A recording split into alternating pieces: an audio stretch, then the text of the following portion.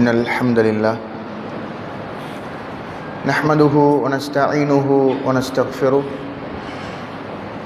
ونعوذ بالله من شرور أنفسنا ومن سيئات أعمالنا من يهده الله فلا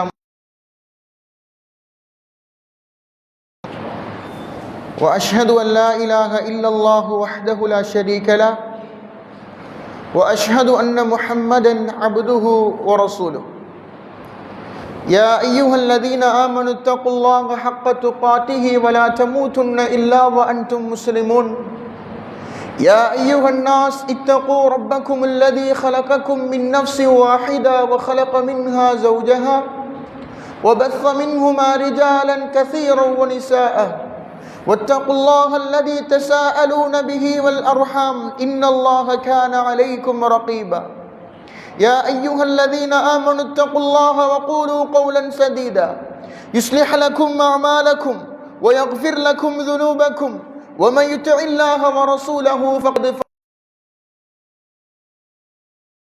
أصدق الحديث كتاب الله وأحسن الهدي هدي محمد صلى الله عليه وسلم وشر الأمور محدثاتها وكل محدثة بدعة وكل بدعة ضلالة وكل ضلالة في النار. மனிதனை படைத்து அவனுக்கு சம்பூர்ணமான விளக்கத்தை கற்றுத்தந்த எல்லாம் வல்ல அல்லாஹ் சுப்ஹானஹு வ தஆலாவுக்கு புகழ் அனைத்தும் அல்ஹம்துலில்லாஹ். பரிபூரணமான சலாமும் ஸல்லல்லாஹு அலைஹி வஸல்லம் அன்னவர்கள் மீதிலும் அன்னாருடைய வாழ்க்கை வழிமுறைகளை தங்களுடைய வாழ்வியல் அடிநெறிகளாய் எடுத்து பின்பற்றி நடந்த உத்தம சஹாபாக்கள், தொடர்ந்தவர்கள், துயர்ந்தவர்கள், இன்ஷா அல்லாஹ் இந்த யுக முடிவு நாள் வரும் வரைக்கும் அன்னாரின் அடிச்சுவட்டிலேயே வாழ்ந்து மடிகின்ற எல்லா உறவுகள் மீதிலும் அல்லாஹுடைய அன்பும் கருணையும் என்றென்றும் மலரட்டும் என்கிற ஒரு உன்னதமான பிரார்த்தனையை புனிதமான இந்த சந்தர்ப்பத்தில் அல்லாஹுவிடத்திலே பிரார்த்தித்து கொண்டவனாக, அன்பார்ந்த உறவுகளே, நாம் வாழுகிற இந்த நவீன உலகம் என்பது சுயநலத்தை அடிக்கடி போதனை செய்து கொண்டிருக்கிறது. என்னுடைய வாழ்வு, என்னுடைய அப்படி என்று சொல்லுகிற அந்த ஒரு கோட்பாட்டை மாத்திரமே வைத்துக்கொண்டு இந்த உலகத்தில் வாழுகிற மனிதர்களுடைய மனங்களில் அந்த சுயநலம் என்று சொல்லுகிற ஒரு சிந்தனையை மாத்திரம் விதைந்து கொண்டிருப்பதை நீங்கள் பார்க்க முடியும். இஸ்லாம் என்று சொல்லுகிற இந்த உன்னதமான மார்க்கம் சுயநலம் என்று சொல்லுகிற அந்த சொல்லாடலை எந்த அளவுக்கு ஒரு ஆச்சரியமான முறையில் நோக்குகிறது என்பதை கொஞ்சம் பாருங்கள். அன்பார்ந்தவர்களே, ஒரு மூமீனாக இந்த உலகத்தில் வாழுகிற மனிதனுடைய உள்ளத்தில் ஒரு உயர்ந்த பட்ச எதிர்பார்ப்பும் கனவும் எதுவாக இருக்கும் என்று நினைக்கிறீர்கள்? அந்த உன்னதமான சுவர்க்கத்தை நான் அடைய வேண்டும் என்று சொல்வதுதானே அவனுக்கான கனவாக இருக்கும்.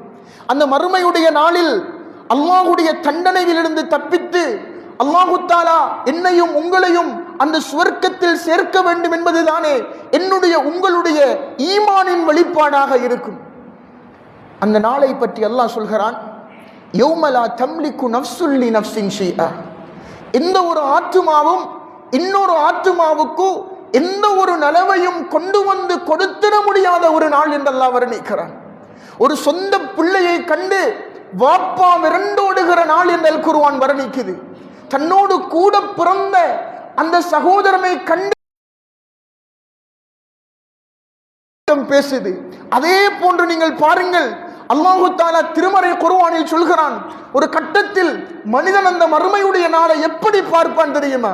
தன்னுடைய பிள்ளைய ஒரு வாப்பா சொல்லுவார், இந்த பிள்ளைய நீ எடுத்துறியா அல்லாஹ், என்னோடு பிறந்த என் சகோதரனை நீ எடுத்துறியா அல்லாஹ், இந்த உலகத்தில் உள்ள எல்லா மனிதர்களையும் நீ எடுத்துறியா அல்லாஹ், என்னை சுத்தி வாழ்ந்த மக்கள், என்னோடு பழகிய நண்பர்கள் எல்லோரையும் நீ எடுத்துறியா அல்லாஹ், சும்மா இங்கே இந்த நரகத்தில் இருந்து என்னை நீ பாதுகாத்திடையா அல்லாஹ் என்று மனிதன் அந்த நாளில் சுயநலத்திற்காக போராடுவான். அது ஒரு சுயநலம். அந்த இடம் ஒரு சுயநலமாகத்தான் இருக்கும். நபிமார்கள் யா நஃப்ஸி யா நஃப்ஸி, எனக்கென்னாக போகிறது என்று சிந்திக்கிற ஒரு நேரம் என்று அல் குர்ஆன் பேசுது. அந்த அளவுக்கு ஒரு பயங்கரமான ஒரு நாள் தான் அந்த மறுமையுடைய நாள். இந்த ஒரு நாளுக்காக வேண்டி இந்த உலகத்தில் ஒரு மனிதன் இபாதத்தை செய்ய வேண்டியிருக்கு. அவன் மறுமையில வெற்றி பெறணும் என்றால் அது அவனுடைய சுயலாபம். ஒரு மனிதன் ஒரு செயற்பாட்டை செய்தால் அதில் இருந்து ஒரு பெருமானத்தை எதிர்பார்ப்பான். இவன் செய்யக்கூடிய செயற்பாடுகள் மறுமையை நோக்கியதான ஒரு செயற்பாடாக இருந்தால் அந்த நாளில் அவன் வெற்றி பெறுவதற்கான வாய்ப்பு இருக்கும். அன்பார்ந்த சகோதரர்களே, நாங்கள் யோசிச்சு பார்க்கணும். எங்களுடைய வாழ்க்கையில சுயநலம் என்று சொல்ற நேரம் ஃபிரௌன் சொன்னதை போல சுயநலம் வந்துடக்கூடாது. அவன் சொன்னான், அல்லாஹ்வை மறந்து சொன்னான், நான் உங்களுடைய உயர்ந்த இரட்சகன் என்று சொன்னான்.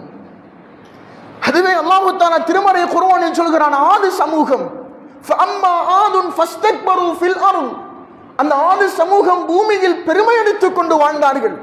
சொன்னார்கள், காலு அஷத்து மின்னா குவத்தன், எங்களை விட மன் அஷத்து மின்னா குவா, சக்தியால் பலத்தால் மிகைத்த கூட்டம் யார் என்று அவர்கள் பெருமை அடித்தார்கள்.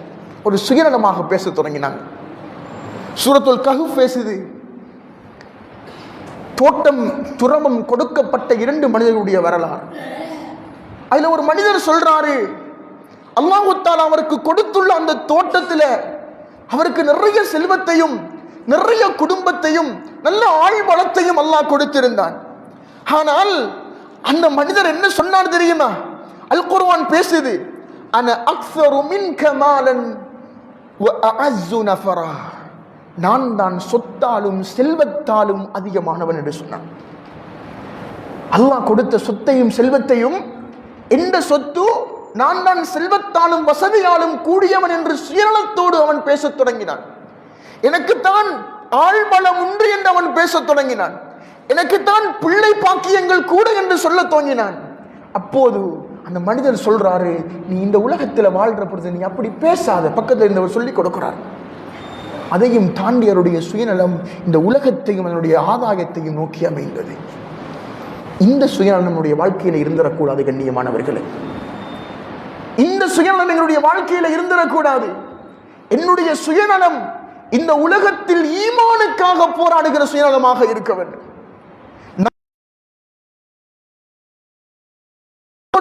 நான் ஹஜ் செய்கிறேன், இன்னொரு என்ன நல்லமல்களை எல்லாம் எந்த குறைவுகளும் இல்லாமல் நிறைவேற்றுகிறேன். என்ன எதிர்பார்ப்பு? அந்த மறுமையுடைய நாளில் நான் வெற்றி பெற வேண்டும் என்பது எதிர்பார்ப்பு. அந்த சிந்தனையோடு நாம் இந்த உலகத்தில் அமல் செய்ய தோங்கினா கண்டிப்பாக எங்களுடைய வாழ்க்கையில எங்களை எதிர்பார்க்காமலேயே ஒரு பொது நலம் உருவாகிடும். பாருங்க, ரசூலுல்லாஹி ஸல்லல்லாஹு அலைஹி வஸல்லம் அவங்க எந்த அளவுக்கு எனக்கும் உங்களுக்கும் அழகான பாடங்களை கற்றுத்தராங்கன்னு பாருங்க. இன்னைக்கு அடுத்த மனிதர்களோட நம்ம சேர்ந்து நடக்கிறதுல நமக்கு என்ன லாபம் அப்படின்னு தெரிஞ்சு கொள்ளாமலேயே பலர் இந்த இரத்த பந்த உறவுகளை எல்லாம் துண்டித்துட்டு போயிடுவாங்க. அடுத்த மனுஷனோட, உங்களோட குடும்பம், உங்களோட நானா தம்பி இவங்களோட தான் சேர்ந்து வளை, நமக்கு என்னப்பா லாபம் பெற போகுது, நாமளாச்சு நம்மளோட பாடாச்சு போக்கிட்டே இருப்போம் அப்படின்னு போவான். இதுல ஒரு சுயநலம் இருக்குது கண்ணியமானவர்களே. பாருங்க, ரசூலுல்லாஹ் சொல்றாங்க, மன் அஹப்ப ஐ யப்சுத லஹு ரிஸ்கு, மன் அஹப்ப ஐ யுப்சத லஹு ஃபீ ரிஸ்கிஹி வ ஐ யுன்ஷஅ லஹு ஃபீ அஸரிஹி ஃபல்யஸில் ரஹிமஹ். உங்களுக்கு யாருக்கு தன்னுடைய ரிஸ்கில் விஸ்தீரணம் வேண்டும் என்று விரும்புவாரோ, ரிஸ்க் என்று சொன்னால் நம்ம நினைக்கக்கூடாது சாப்பிட்ற சாப்பாடு மட்டும்தான் ரிஸ்க்னு நினைச்சிடக்கூடாது. ரசூலுல்லாஹி ஸல்லல்லாஹு அலைஹி வஸல்லம் அவர்கள் தன்னுடைய மனைவி ஹதீஜா ரலியல்லாஹு அன்ஹா அவர்கள் பற்றி சொல்லும் பொழுது அல்லாஹ் எனக்கு தந்த ரிஸ்க் என்று சொன்னார்கள். எங்களுக்கு பொழிகிற மழை என்பது ஒரு அல்லாஹ் தஆலா தந்துள்ள ரிஸ்க். மொத்தமாக சேர்த்து ஒரே வார்த்தையில் சொல்ல வேண்டும் என்றால் ஒரு மனிதனுக்கு தேவையான ஜீவனோபாயம் அத்தனையையும் அடக்கிய வார்த்தை அர்-ரிஸ்க். அந்த ரிஸ்கை தாரவன் அர்-ரஸாக், அல்லாஹு தஆலா.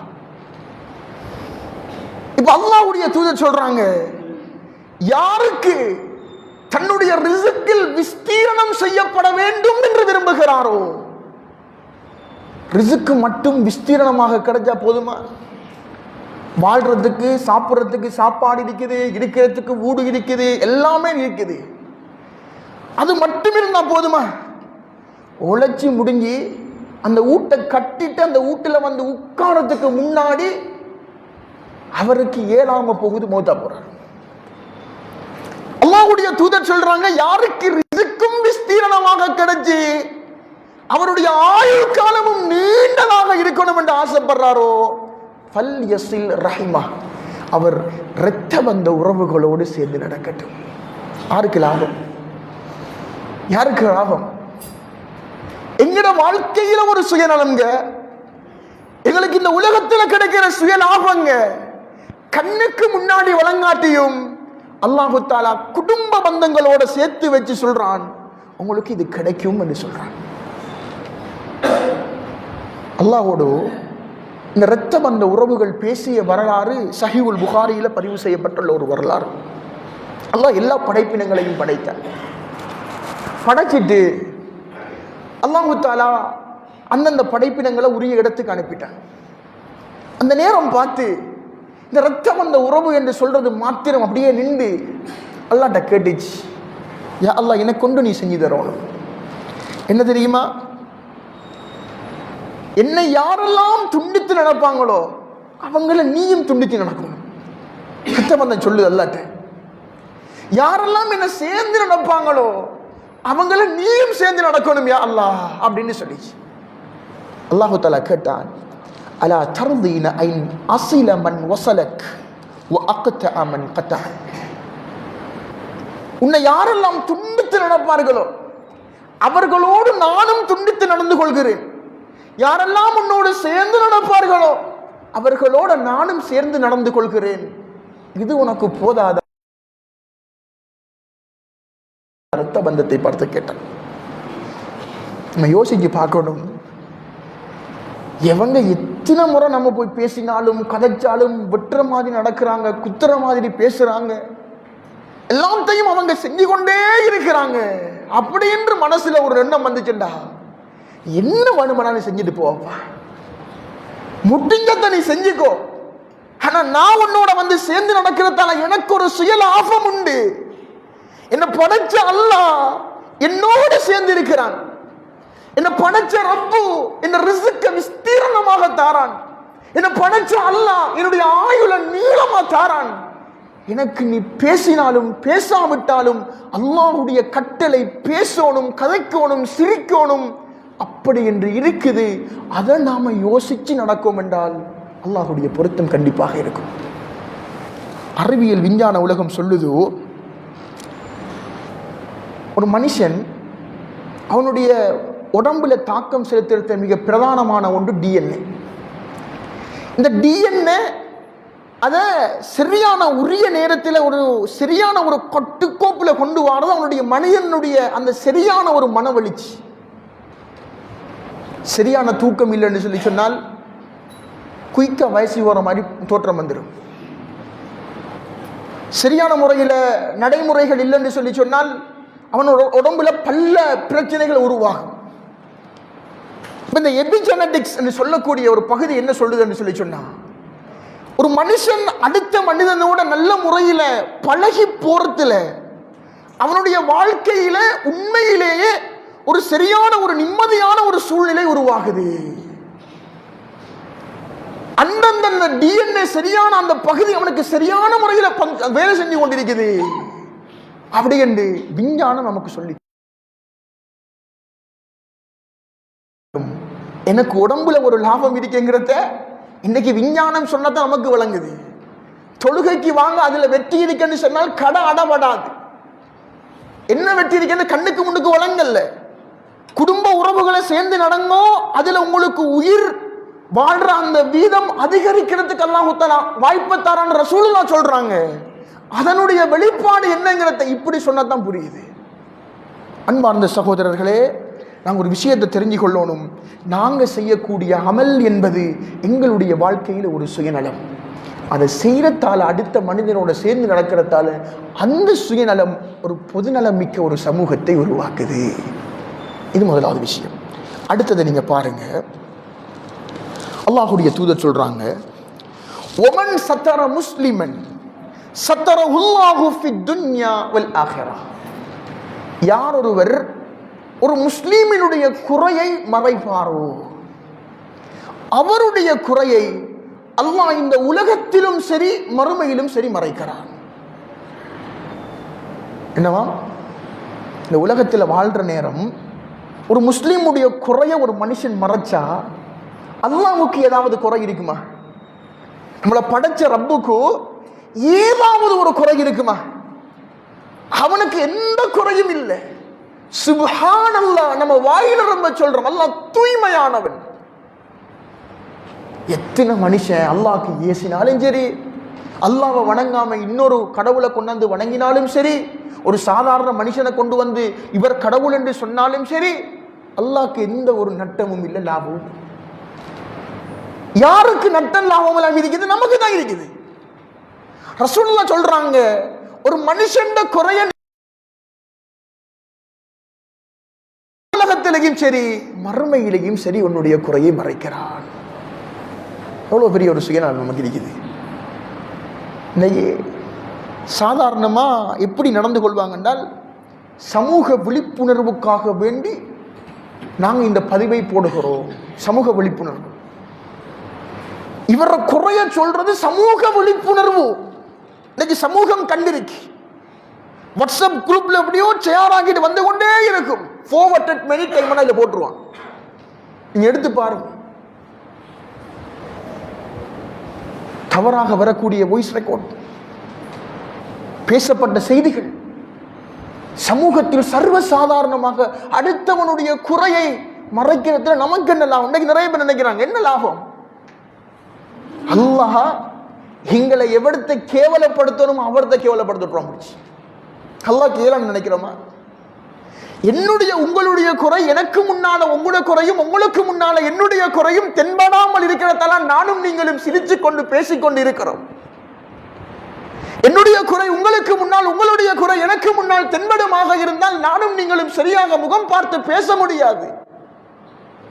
அல்லாஹ் தஆலா எப்படியான ஒரு கட்டமைப்பில் ஒரு கட்டுக்கோப்பில் இந்த உலகத்தை நடத்துகிற பொழுது ஒருவனுடைய குறையை கொண்டு வந்து நமக்கு முன்னால் அல்லாஹ் காட்டான் என்று சொன்னா நாங்க நினைக்கிற கூடாது நாம பெரிய ஆள் என்று. இல்லை, நம்முடைய குறையை அல்லாஹ் வெளிப்படுத்தாமல் அவனுடைய குறையை நமக்கு முன்னால காட்டினான் என்றால் நம்மளை அல்லாஹ் சோதிக்கிறான். இந்த சோதனையில நான் ஒரு சுயநலவாதியாக இருக்கணும் என்றா அவனுக்கு சரியான முறையில் நாங்கள் அட்வைஸ் பண்ணலாம். இப்படி செய்யாத, இப்படி செய்யாத. நமக்கு அதுக்கு சக்தி இல்லையா, உரியவங்கள்ட்ட எடுத்து சொல்லலாம். எங்கேயோ நடக்கிற செய்தி, பங்களாதேஷில் நடந்த செய்தி, பாகிஸ்தானில் நடந்த செய்தி, சவுதியில் நடந்த செய்தி, வீணான பிரச்சனைகளையே கொண்டு வந்து சேர்க்கிற காட்சிகளை நாங்கள் பார்க்கிறோம். அடுத்த வந்த குறை அம்பலப்படுத்தது. நாங்க நம்முடைய குறைய அல்லாஹ் பாதுகாக்கணும் என்று நினைச்சா, நமக்கு ஒரு சுயநலம் ஒரு லாபம் இருக்கு என்று நினைச்சா அடுத்த வந்த குறைகளை நம்ம விட்ட மாட்டோம். அடுத்த ஒரு பகுதி நீங்க பாருங்க. ரசூலுல்லாஹ் சொல்றாங்க, மன் தல்ல அலா கைரின் ஃபலஹு மிஸ்லு அஜ்ரி ஃபாஹிலி. யார் ஒருவர் ஒரு நலவுக்கு வழிகாட்டுவாரோ, ஒரு நன்மையை செய்யறதுக்கு வழிகாட்டுவாரோ, அவருக்கு என்ன தெரியுமா லாபம் இருக்குது? என்ன தெரியுமா சுயநலம் அவருக்கு இருக்குது? அதுல அதை செய்பவருடைய கூலி, அந்த கூலியை ஒத்த கூலி அவருக்கு வந்து கொண்டே இருக்கும். ரசூலுல்லாஹ் சொல்றாங்க, ஒரு மனுஷன் நம்மளோட இருக்கிறாரு, நம்மளோட வேலை தளத்தில் வேலை செஞ்சு கொண்டு இருக்கிறாரு, நம்மெல்லாம் பள்ளிக்கு வர நேரம் அவரையும் பள்ளிக்கு கூட்டிட்டு வந்தா அவர் வாழ்க்கையில தொழுகிற அனைத்து நன்மைகளையும் நமக்கு நன்மை வந்து கொண்டிருக்கும். சில நேரம் நம்ம இன்றைக்கு அவரை பள்ளிக்குள்ள எடுத்துட்டு அடுத்த நாள் அடுத்த வக்துக்கு நம்ம பள்ளிக்கு போறதுக்கு முன்னால மௌத்தாயிட்டம் வைங்க, நம்மளோட கபருக்குள்ள வந்து கொண்டே இருக்கும். ரசூலுல்லாஹ் சொன்னாங்க. இன்றைக்கு எப்படி இருக்குது தெரியுமா?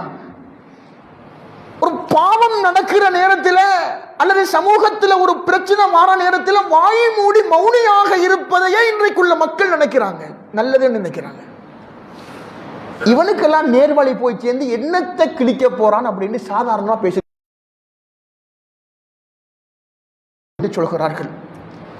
ஃபவல்லாஹி லஅய்யஹ்தியல்லாஹு பிக ரஜுலன் வாஹிதன் கைருல் லக மின் அய்யகூன லக ஹுமுருல் நஅம்.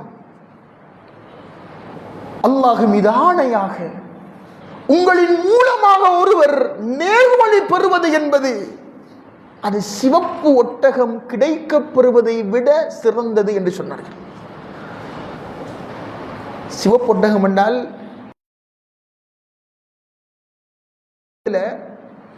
ஒரு ஹை ரிச்சான ஒரு காருக்கு என்ன பெருமதியை நாம கொடுப்போமோ அந்த அளவுக்கு பெருமதியான ஒன்றா தான் அன்றைக்குள்ள காலத்தில் அந்த சிவப்பு ஒட்டகம் இருந்துச்சு. அவ்வளவு பெருமதியான ஒன்று. ரசூலுல்லாஹ் அந்த உலகத்தோட டச் பண்ணி ஒரு விஷயத்தை சொல்றாங்க. தோழர்களே, நீங்க இந்த உலகத்துல நம்மள ஊடாக ஒருவன் நேர்வழி கிடைக்குதுன்னு சொன்னா நீங்க நினைச்சிடக்கூடாது சாதாரணமான விஷயம் என்று. ஒருவன் கபர்ல முட்டி அழுது கொண்டு புரண்டு அதில் சுஜூது செய்கிறான், பிதஅத்தோடும் ஷிர்க்கோடும் இருந்து கொண்டிருக்கிறான். குடும்பத்தில் உடன் பிறந்த சகோதரன் தான். எடுத்து சொல்றதுக்கு எங்களுக்கு முடியல. சரி, நான் குடும்பம் உடஞ்சி போயிடுங்க. ஏன் நமக்கு தேவையில்லாத ஃபித்னா? இதுக்கெல்லாம் ஏன் நம்ம ஓட்டணும்? தேவையில்லையே. அவன் பாவத்தில் இருக்கிற பொழுது அந்த பாவத்தை தடுக்கிறது என்கிறது நமக்கு ஏன் தேவையில்லாத வீண் வேலை அப்படின்னு போயிடுறான். ரசூலுல்லாஹ் சொல்றாங்க, நீங்க ஒரு நலவை காட்டி அந்த நலவுல அவன் பயணம் செய்கிற காலம் எல்லாம் உங்களுக்கு நன்மைகள் வந்து கொண்டே இருக்கும். அல்லாஹ் திருமறை குர்ஆனில் சொல்கிறான், இன்னல் ஹஸனாத்தி யுத்ஹிபுன ஸய்யிஆத். நிச்சயமாக நல்லமல்கள் எல்லாம் உங்களுடைய பாவங்களை அழித்து விடும். அல் குர்ஆன் சொல்லுது. எத்தனை பாவம் நம்மளை அறியாம எத்தனை பாவங்களை நம்ம செஞ்சிருப்போம். ஒருவனுக்கு நாங்கள் நல்லதை செஞ்சு கொண்டே போகுது ஒரு சுயநலம். அவனுடைய நலவு நமக்கு வந்து கொண்டே இருக்குது. அது ஒரு சுயநலம். இதை நாங்கள் எங்களுடைய வாழ்க்கையில புரிஞ்சு கொள்ள வேண்டும். நமக்கு தானே அடுத்த மனுஷனுக்காக வேண்டி பிரார்த்தனை செய்யறதுங்கிறது ஒரு பெரிய சவாலாக இருக்கிறது. என்னால ஒருவன் நல்லா இருந்தான் அப்படி என்று சொல்ற அளவுக்கு நடக்கிறதுக்கே எங்களுக்கு மனசு வருவதில்லை. நான் செஞ்ச ஒரு நலவால அவன் நல்லா இருக்கிறான். நான் எத்தனை பேர் கஷ்டப்படுற நேரத்தில் கையை பிடிச்சு தூக்கி விட்டேன். நமக்குள்ள நாம சந்தோஷப்படுறதுக்கு செஞ்ச நல்ல அமல்கள் எத்தனை, கொஞ்சம் யோசிச்சு பாருங்க. எல்லாத்திலையும் காசையும் பணத்தையும் லாபத்தையும் இந்த உலகத்திலேயே தேடிக்கொள்கிறோம். மறுமைக்கு நாங்கள் சேர்த்துதெல்லாம் என்னங்க? என்ன சுயநலத்திற்காக இந்த உலகத்தில் நாங்கள் வாழ்ந்தோமோ அந்த சுயநலம் எங்களுக்கு பிரயோசனம் தராது. இந்த சுயநலங்கள் இப்படி இருந்தால் இந்த இம்மைக்கும் சரி மறுமைக்கும் சரி அது ஒரு பெரிய பெனிஃபிட்டாக இருக்கு. சொல்றாங்க, மாமின் முஸ்லிமின் எதுகுலி அஹீஹி பில்லஹரில் கைப். ஒரு முஸ்லிமான அடியான் தன் சகோதரனுக்கு அவனுக்காக வேண்டி அவன் பிரார்த்தனை செய்து கொண்டிருக்கிற போது ஒரு வானவரை அல்லாஹ் தஆலா அவருக்கு மேல சாட்டி அந்த வானவர் அவர்கிட்ட இருந்து கொண்டே இவருக்கும் இது போன்று கிடைக்கட்டும் என்று பிரார்த்தனை செய்து கொண்டிருக்கிறார் என்று சொன்னார்கள். எவ்வளவு பெரிய பாக்கியம். ஒருவன் சாதாரணமாக கஷ்டப்பட்டு இருந்தவன் எப்படியோ கஷ்டப்பட்டு முன்னேறி ஒரு வாகனத்தை வாங்கி ஒரு தொழில் ஆரம்பிச்சு போனா அல்லது ஒரு நல்ல ஒரு பணியை செய்யறதுக்கு போனா துவா செய்ய மாட்டாங்க. என்ன தெரியுமா? அவர் வாயில எப்பயும் உருப்பட்டு போற மாதிரி விளங்கல. என்றைக்காவது ஒரு நாள் இல்லாம போயிடும். ஒரு ஒரு ஒரு நல்ல விஷயத்தை ஆரம்பிச்சாலே முதலாவது வார்த்தை வந்து பேட் கமெண்ட்ஸ் தான் முதலாவது கொண்டு வந்து சேர்ப்பான். மோசமான வார்த்தைகள், மோசமான பின்னூட்டங்கள். கண்ணியமிகு சகோதரர்களே, ஒரு மனுஷன் ஒரு பணியை செய்யறான்டா, நாம முதலாவது அவனுக்கு செய்ய வேண்டியது அல்லாஹ் உங்களை நல்ல முறையில் வைப்பான், ஹலாலா வாழணும் என்று யோசிக்கிறீங்க, அல்லாஹ் உங்களை நல்லா வைப்பான் என்று பிரார்த்தனை செய்யறதுக்கு முடியல. வழிகாட்டுல ஒரு சமூகம் போகுதுண்டா, வழிகாட்டுறதுக்கு அல்லாஹ் இவனுக்கு உதவி செய்வாயாக என்று பிரார்த்தனை செய்யறதுக்கு எங்களுடைய உள்ளம் தயாராக இல்லை. அடுத்தவன் எப்படியும் நல்ல அறிக்கப்படான்னு நினைக்கிறதுக்குரிய உள்ளங்கள் தான் இன்னைக்கு நிறைய பேருடைய உள்ளங்கள். அல்லாஹ் அருள் செய்தவர்களை தவிர அல்லாஹ்வுக்காக வேண்டி அவங்களுக்காக பிரார்த்தனை செய்யும் பொழுது எந்த ஒரு தேவையமற்ற அல்லாஹ்வுடைய மாணவர்கள் நமக்காக வேண்டி பிரார்த்தனை செய்கிறார்கள் என்ற உணர்வை நாங்கள் புரிந்து கொள்ள மறந்துவிடக்கூடாது.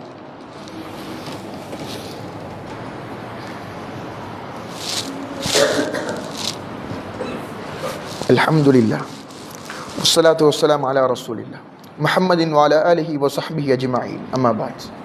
கண்ணியத்துக்குரிய சகோதரர்களே, அல்லாஹ்வின் நல்லடியார்களே, எங்களுடைய வாழ்நாளில் நாங்கள் செய்யக்கூடிய நல்லமல்கள் என்பது இன்னொருவருக்காக வேண்டி நாங்கள் சேர்த்து விட்டு போவதல்ல.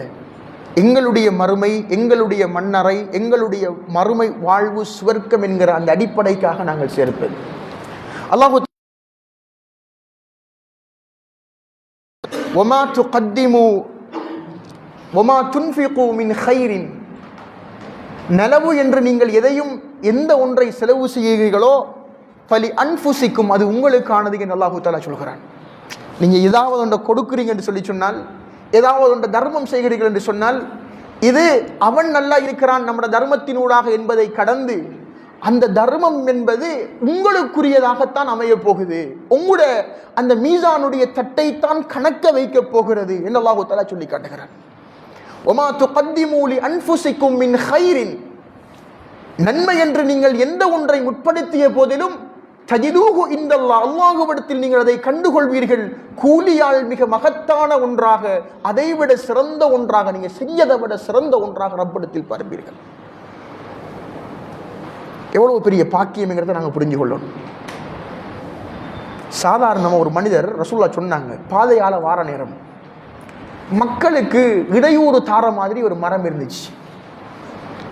அந்த மரத்தை அவர் வெட்டி அகற்றி மக்கள் போகிற அந்த பாதையை சரிப்படுத்திட்டு போனார். ரசூலுல்லாஹ் சொன்னாங்க, நான் பார்க்கிறேன் சுவர்க்கத்தில் அவர் இருந்து கொண்டு அந்த சுவர்க்கத்தின் இன்பத்தை அப்படியே புசித்து கொண்டு புரண்டு புரண்டு அனுபவிக்கிறார் என்று சொன்னார்கள். சின்ன ஒரு வேலை தானே, சின்ன ஒரு வார்த்தை தானே, சின்ன ஒரு செயற்பாடு தானே. அல்லாஹ்வுடைய தூதர் சொன்னாங்க, அவருக்கு இப்படிப்பட்ட பாக்கியம் என்று சொன்னார்கள். உறவுகளே, நாங்கள் செய்யக்கூடிய நல்லமல்கள் எந்த ஒன்றும் எங்களை குறைச்சி விடாது, அல்லாஹ்விடத்தில் ஒரு குறையுள்ளவனாக ஆக்காது. செல்வமாக இருந்தாலும் என்னவாக இருந்தாலும் செய்யக்கூடிய செயற்பாடுகளின் கூலி நம் அல்லாஹ்விடத்தில் ரொம்ப விசித்திரமானது என்பதை புரிந்து கொள்ள வேண்டும். எனவேதான் அடுத்த மனிதனுடைய விஷயத்தில் நாங்கள் எடுக்கக்கூடிய முயற்சிகள், ரசூலுல்லாஹ் சொல்றாங்க, வல்லாஹு ஃபி அவுனில் அப்த் மா கானல் அப்து ஃபி அவுனி அஹீஹி. ஒரு அடியானுக்கு ஒரு அடியான் உதவி செய்கிற காலமெல்லாம் அல்லாஹு தஆலா அந்த மனிதனுக்கு உதவி செய்து கொண்டிருக்கிறான். முடிஞ்ச மாதிரி எப்படியோ நாங்கள் உதவி செஞ்சு கொண்டிருக்கிறோம். அந்த ஒரு வரிசையில் தான் எங்களுடைய அஹ்லுஸ் சுன்னா ஜும்மா பள்ளி வாயில் சென்டர் பள்ளி என்று நாம் அறிமுகப்படுத்தப்பட்ட ஒரு பள்ளிவாசல், நமக்கு தெரியும், மெயினில் இருக்கக்கூடிய பள்ளிவாசல். இதில் இன்ஷா அல்லாஹ் நாளை மறுநாள் 26ஆம் தேதி ஞாயிற்றுக்கிழமை 8:30 மணிக்கு இரத்த தான முகாம் ஒன்று ஏற்பாடு செய்யப்பட்டிருக்கிறது. 2007ஆம் ஆண்டில் இருந்து 2026ஆம் ஆண்டு வரைக்கும் இரத்த தட்டுப்பாடுகள் ஏற்படுகிற கால சூழ்நிலையில் எங்களுடைய அந்த பள்ளி வாசலிலிருந்து இரத்த தானம் செய்யப்பட்டு கொண்டிருக்கிறது, நமக்கெல்லாம் தெரியும். சகோதரர்களே, இதில் நாம கொடுக்கிற ரத்தம் யாருக்கு போகுது, யார் அதை பெற்றுக்கொள்றார் என்கிற எந்த ஒன்று நமக்கு தெரியாது. இஹ்லாஸாக தூய்மையான மொழியில் நம்மளுடைய நன்மை எங்களுக்கு பெர்ஃபெக்டா வந்து கிடைக்கும் என்று நினைக்கிற அளவுக்குண்டான ஒரு ஒரு உன்னதமான ஒரு செயற்பாடு தான் இந்த தர்மம் என்பதை புரிந்து கொள்ள வேண்டும். ஒரு இரத்த தானம் செய்கிற ஒரு முறைமைங்கிறதை புரிந்து கொள்ள வேண்டும். அல்லாஹு தஆலா திருமறை குர்ஆனில் சொல்கிறான்,